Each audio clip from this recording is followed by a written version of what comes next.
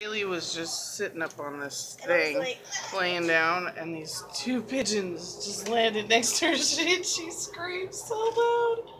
It was just really silly.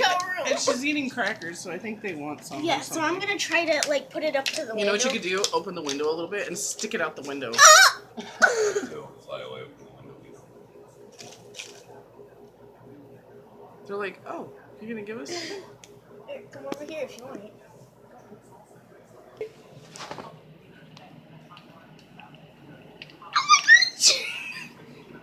Stuck a pretzel out there and let's see. Oh god. The window is open a little bit. Oh no. No. Oh, there's another over there too. Okay, just get out the window so they can see it. Oh, he dropped it. He threw it off the side. Oh my gosh. There, I threw another little piece. That one got it. Oh, come on. Did you drop it too? Yes, he did. Oh, we don't have no more cracker for you. Sorry, Birdie.